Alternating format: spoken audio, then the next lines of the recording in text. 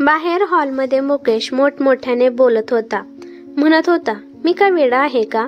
गेल्या 5 वर्षापासून मी ही केस लढवत आहे आणि ही अंजली आपल्या पाठीमागे तिच्या नवऱ्याबरोबर प्रेमाचे संबंध जुळवत आहे. अंजलीची आई मुकेशला म्हणाली की, हे बघ मुकेश, तुझी बहीण अंजली 5 वर्ष झाले वनवास भोगत आहे. जर तिला सासरी जायचं असेल तर तिला जाऊ दे. मुकेश रागाने म्हणाला, तिला जायचं असेल तर जाऊ दे, हिला कोणी रोखले आहे? खोलीमध्ये बसलेली अंजली भावाचं बोलणं ऐकून थरथर कापत होती. ती विचार करते की मी जो विचार केला आहे तो विचार माझा खरा ठरेल का? अंजली साधारण रूप रंगाची 28 वर्षाची मुलगी होती. तिचं लग्न 5 वर्षापूर्वी सॉफ्टवेअर इंजिनियर शशांक सोबत झालं होतं. अंजलीचे वडील खूप वर्षापूर्वीच हे जग सोडून गेले होते. अंजलीच्या मोठ्या भावाने मुकेशने आणि छोट्या भावाने अमितने दोघांनी मिळून शशांकचं स्थळ त्यांनी निवडलं होतं. जेव्हा शशांक अंजलीला पाहण्यासाठी आला होता तेव्हा अंजलीला तो अजिबात आवडला नव्हता, कारण का त्याची हाईट जरा कमी होती. काही वेळ अंजली आणि शशांक दोघे एकांतात बोलत होते. शशांकला अंजलीचं बोलणं आणि तिचं लाजणं खूप आवडलं. त्याने लग्नासाठी अंजलीला लगेचच होकार दिला. अंजलीचं फक्त 10वी पर्यंत शिक्षण झालं होतं. त्यानंतर ती शिकण्यासाठी कॉलेजला गेली नाही. अंजलीची आई खुश झाली की माझ्या मुलीसाठी किती शिकलेला मुलगा मिळाला आहे. पण अंजलीला जाणवत होतं की शशांकचा परिवार या लग्नासाठी जरा नाराज आहे. कदाचित अंजलीला वाटले की त्यांच्या मनपसंतीचे आहेर भेटले नाहीत म्हणून ते नाराज असतील. लग्नाच्या वेळी अंजलीच्या कानात कोणाचा तरी आवाज आला की, अरे नवरदेव तर बुटका आहे आणि किती हडकुळा आहे. त्याला पाहून तर असं वाटत नाही की तो नवरदेव आहे. कॉलेजमध्ये जाणारा मुलगाच दिसत आहे. आणि हसू लागले. अंजली विचार करू लागली की शशांक मग हाईटने तिच्या एवढाच आहे. अंजलीची लांबची बहीण शशांकला मस्तीमध्ये म्हणाली की, दाजी, मला तर वाटत आहे की तुम्ही तुमच्या चपल्यामध्ये हिल लावली असेल, त्यामुळे तर तुम्ही जरा उंच दिसत आहात, नाहीतर तुम्ही किती बुटका आहात. तिचं बोलणं ऐकून शशांकचा चेहरा रागाने लाल लाल झाला होता. सगळ्यांसमोर शशांकचा अपमान झाला होता. जेव्हा अंजली शशांक सोबत लग्न करून सासरी आली तर तिथलं वातावरण खूपच तणावग्रस्त होतं. इकडून तिकडून तिच्या कानी काही आवाज येत होते. म्हणत होते की तिच्या दोन्ही पण भावांनी यांना फसवलं आहे. त्यांच्या साधारण दिसणाऱ्या बहिणीचं लग्न चांगल्या शिकलेल्या मुलासोबत लावून दिलं आहे. बायांच्या बोलण्यामुळे शशांकच्या आईच्या डोक्यात आले की खरंच आपण चुकीची सून निवडली आहे. म्हणून त्या म्हणाल्या, अरे माझ्या शशांकसाठी तर खूप मोठे मोठे पैशावालेचे स्थळे येत होते, पण माझ्या मुलाची थोडी हाईट कमी आहे त्यामुळे जमलं नाही. नाहीतर माझा मुलगा लाखोमध्ये एक आहे. नाहीतर मी असल्या साधारण दिसणाऱ्या अंजलीसोबत कधीच माझ्या मुलाचं लग्न लावून दिलं नसतं. पण मजबुरीने हे लग्न करावे लागले. हे सगळं ऐकून अंजलीच्या डोळ्यात पाणी आले. तिला समजतच नव्हतं की हे काय चाललं आहे. खरंच माझ्या भावांनी तिच्या सासरच्यांना धोका दिला आहे का? संध्याकाळच्या वेळी शशांक अंजलीसोबत खूप कोरडेपणाने वागत होता. त्याने अंजलीकडे डोळे वर करून पण पाहिले नाही. थोड्या वेळानंतर शशांक अंजलीला म्हणाला की, जर तुला मी बुटका आणि वेगळा दिसत होतो तर तू माझ्यासोबत का लग्न केलं आहेस? त्याचं बोलणं ऐकून अंजलीच्या डोळ्यात अश्रू येऊ लागले. ती रडत म्हणाली की, लग्न करताना कधी मुलीचं काय म्हणणं आहे ते ऐकून घेतलं जातं का? तो म्हणाला की, तुला सरळ पण बोलता पण येत नाही का? अडखळत बोलत आहेस. म्हणजे तुझ्या भावाने अजून आम्हाला फसवलं आहेस. अंजली म्हणाली की, सगळा राग तुम्ही माझ्यावर का काढत आहात? शशांक रागात म्हणाला की, महाराणी, माझं आयुष्य बर्बाद करून मलाच दोष देत आहेस. एखादा उंच मुलगा पाहून त्याच्यासोबत लग्न करायचं असतं. माझ्या गळ्यामध्ये का अडकली आहेस? अंजलीला समजतच नव्हतं की हे सगळं बोलणं शशांक तिला का बोलत आहे. ती रडत म्हणाली की, तुम्ही असं का बोलत आहात? पण शशांक उशी घेऊन शांतपणाने सोफ्यावर झोपू लागला. सकाळच्या वेळी अंजलीची मोठी नणंद विशाखा तिच्यासाठी चहा घेऊन आली, पण अंजलीचे सुजलेले डोळे पाहून ती दंग झाली. ती फक्त एवढेच म्हणाली की वहिनी, काळजी करू नकोस, सगळं ठीक होईल, फक्त काही वेळ जाऊ दे. जेव्हा अंजलीला माहेरी नेण्यासाठी तिचे 2 भाऊ आले होते तेव्हा भांडणे अजून जास्त वाढली. तिच्या मोठ्या नणंदने अंजलीला सांगितलं होतं की खरं तर अंजलीचे भाऊ खूप हुंडा द्यायला तयार होते. त्यामुळे शशांकचे आई वडील शशांकला खोटे बोलले की मुलगी खूप शिकलेली आहे, आणि आई वडिलांनीच शशांकला खोटं सांगितलं होतं की अंजलीने ग्रॅज्युएट झाली आहे आणि तिला पुढे नोकरी पण करायची आहे. पण लग्नाच्या दिवशी शशांकला कळालं होतं की अंजलीचं फक्त 10वी शिक्षण झालं आहे आणि ती फक्त गृहस्थी सांभाळू शकते. त्यामुळे शशांक सोबत धोका झाला होता असं त्याला वाटू लागलं, आणि धोका तिच्या भावाने दिला आहे असं पण त्याला वाटू लागलं. अंजलीची सासू तिच्या माहेरच्यांना खूप काही टोमणे मारत होती. तिचे दोन्ही पण भाऊ म्हणाले की आम्ही चांगलं धूमधडाक्यात लग्न केलं होतं, शिवाय आम्ही सगळं सत्य तुमच्या आई वडिलांना सांगितलं होतं. आमच्या बजेटनुसार खूप पैसे खर्च केले आहेत. जर तुम्हाला अजून पैसे पाहिजे होते तर तुम्ही बोलायला पाहिजे होतं, आम्ही दिले असते. तोपर्यंत शशांक रागाने म्हणाला, बहिणीसाठी एवढे पैसे खर्च करण्याऐवजी ते सगळे पैसे तिच्या शिक्षणाला खर्च करायला हवे होते.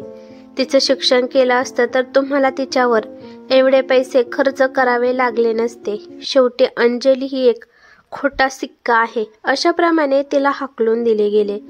दोन्ही पण वहिनी तिला टोमणे देऊ लागल्या की आधीच जर डोकं अभ्यासात घातलं असतं तर हा दिवस आम्हाला बघायला मिळाला नसता.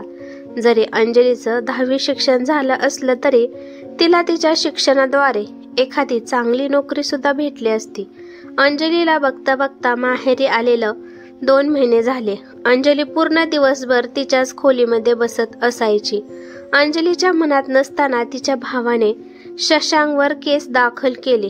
त्यांनी त्यामध्ये असं लिहिलं की शशांक अंजलीवर मानसिक शारीरिक छळ करतो आणि त्यामुळे त्यांना घटस्फोट पाहिजे आणि त्याबरोबर भरणपोषणाचे पैसे पण तिला मिळाले पाहिजेत.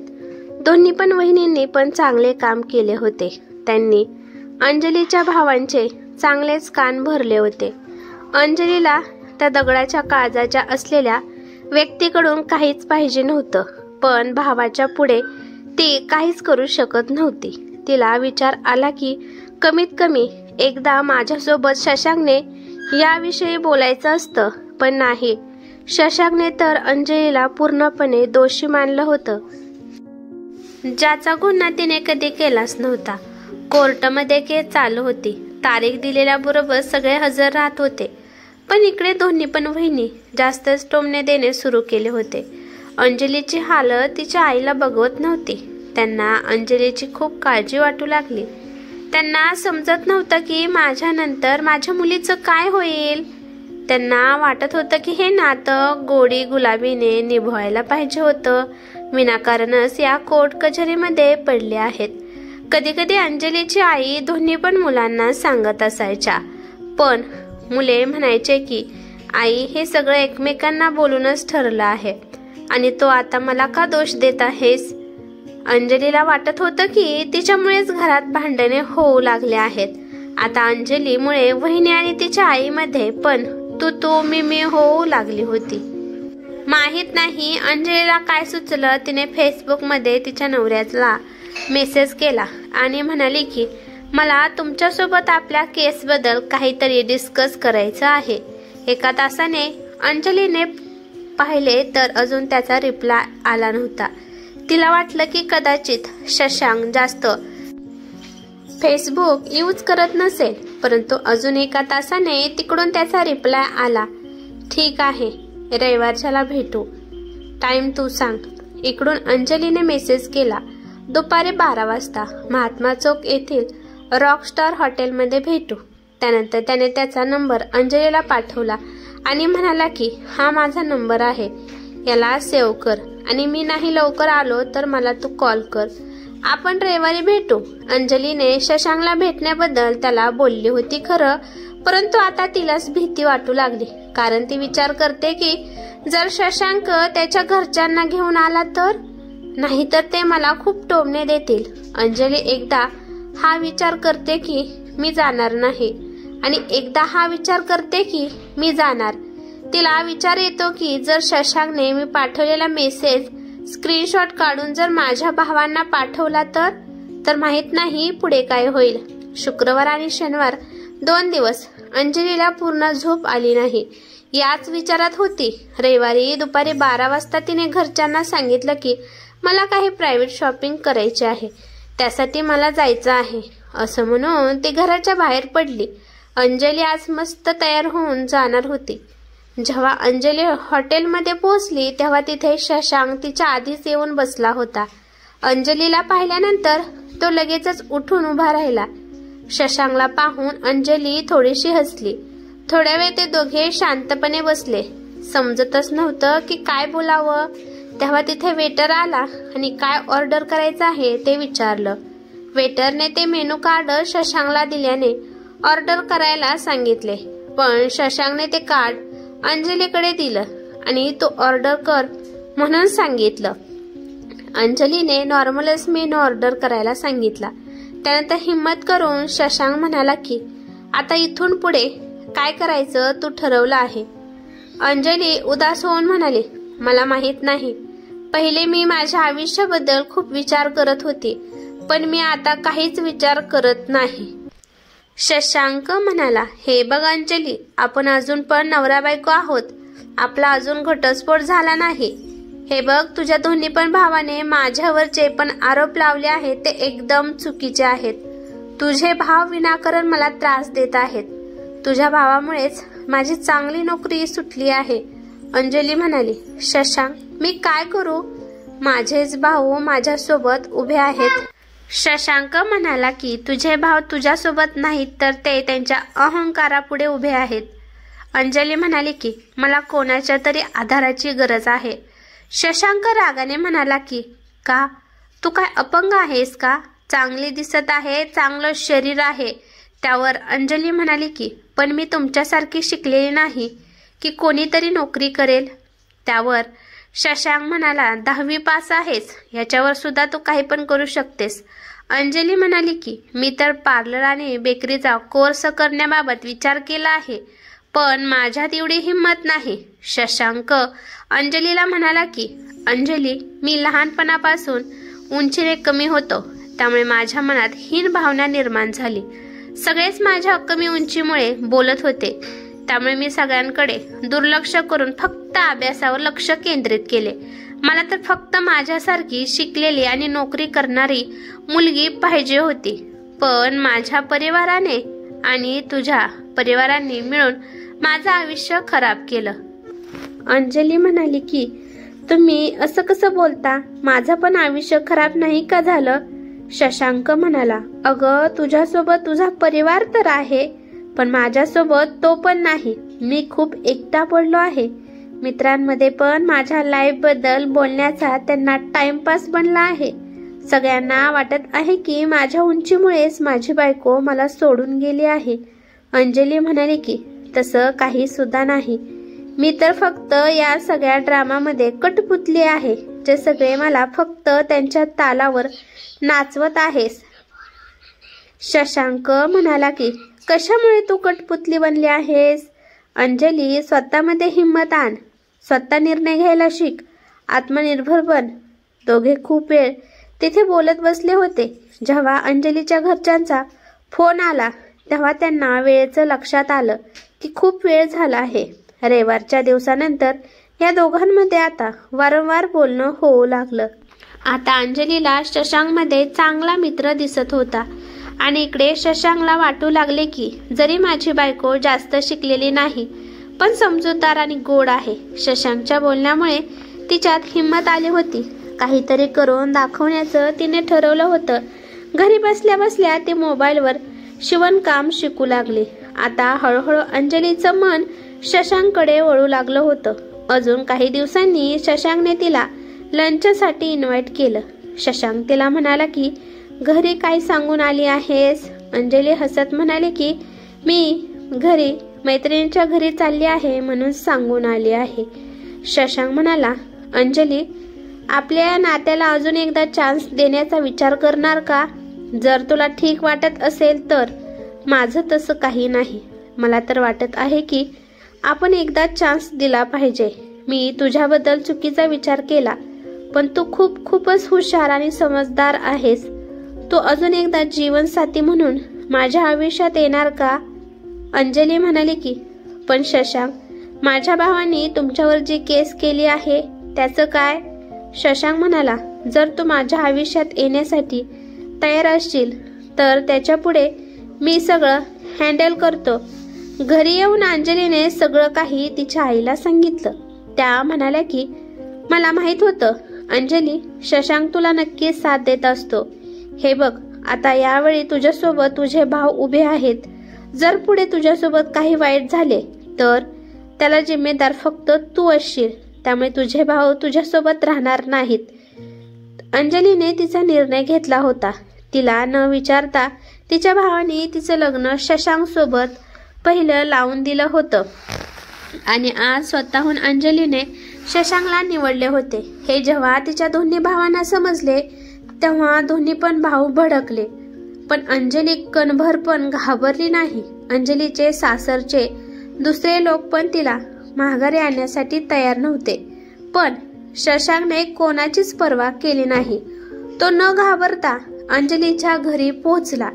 शशांकला पाहून तिचे दोन्ही पण भाऊ त्याच्याकडे रागाने पाहू लागले. शशांक हात जोडून म्हणाला की, माझी चुकी होती. मी आधी सविस्तर अंजलीला बोलायला पाहिजे होतं. कोणाच्या पण बोलण्यात येऊन मी तिला दोषी ठरवलं आणि तिला असं माहेरी पाठवायला नव्हते पाहिजे. फक्त गैरसमजामुळे ती 5 वर्ष झालं वनवास भोगत आहे. आज तुम्ही माझ्या अंजलीला माझ्यासोबत लावा. मला आता तिचा वनवास हा संपवायचा आहे. शशांकचं बोलणं ऐकून पूर्ण घरात शांतता पसरली. अंजलीच्या आईच्या डोळ्यात अश्रू आले, पण हे अश्रू आनंदाश्रू होते. त्या अंजलीच्या डोक्यावरून हात फिरवत म्हणाल्या की, अंजली, तू यामध्ये खुश असतील तर खूप चांगले झाले. माझे आशीर्वाद तुझ्या नेहमी पाठीशी आहेत. पण अंजलीचे भाऊ अमित आणि मुकेश दोघे पण अजून रागात होते. मुकेश रागाने अंजलीला म्हणाला की, अंजली, तुला न्याय मिळवण्यासाठी आम्ही 5 वर्ष त्रास काढला आहे आणि तू आज याच्याच सोबत माघारी जाण्यासाठी तयार आहेस? अंजली हिम्मत करून म्हणाली, दादा, 5 वर्षापूर्वी तुमच्या पुढे ही घाबरट अंजली उभी होती, परंतु आता मी आत्मनिर्भय अंजली झाली आहे. आज मी माझ्या आयुष्याचे निर्णय घेणार आहे. मी माझ्या मर्जीने आता जगणार आहे. शशांक पुढे आला आणि मुकेशच्या खांद्यावर हात टाकत म्हणाला की, भाऊसाहेब, मला माहित आहे की तुम्हाला तुमच्या बहिणीची खूप काळजी आहे, पण मी वचन देतो की यानंतर मी तिला कोणता पण त्रास देणार नाही. तिचं शिक्षण कमी झालं आहे, या बाबतीत मला काहीच प्रॉब्लेम नाही. ती जशी आहे तशी मी तिला स्वीकारायला तयार आहे. मुकेशने मोठा श्वास घेतला आणि अमितकडे पाहिलं. दोघांनी पण डोळ्याच्या इशाऱ्याने हा म्हणून सांगितलं. थोड्या वेळाने मुकेश मान खाली घालून म्हणाला की, जर अंजली तुमच्यासोबत सुखी राहणार असेल तर आम्हाला हे नातं स्वीकार आहे. दोन्ही भावांचं बोलणं ऐकून अंजली इमोशनल झाली आणि दोन्ही पण भावांच्या गळ्यात पडून आनंदाने रडू लागली. काही दिवसांनी त्यांनी रीतिरिवाजाने अंजलीची पाठवणी केली. अंजलीचा 5 वर्षाचा वनवास संपला होता. यावेळेस पाठवणी करताना अंजली रडत नसून हसत होती. जीवनात चांगला माणूस होण्यासाठी एवढंच करा, चुकाल तेव्हा माफी मागा आणि कोणी चुकलं तर माफ करा. आयुष्य खूप कमी आहे, ते आनंदाने जगा. प्रेम मधुर आहे, त्याची चव चाखा. क्रोध घातक आहे, त्याला गाडून टाका. संकटे ही क्षणभंगुर आहेत, त्यांचा सामना करा. आठवणी या चिरंतर आहेत, त्यांना हृदयात साठवून ठेवा. मी माझ्या आयुष्यात प्रत्येक व्यक्तीला किंमत देते, कारण जे चांगले आहेत ते साथ देतील व जे वाईट असतील ते अनुभव देतील. ही कथा कशी वाटली ते मला कमेंट करून नक्की सांगा. कथा आवडली तर लाईक शेअर नक्की करा आणि चॅनेलवरती नवीन असाल तर चॅनेलला सबस्क्राईब करा. धन्यवाद.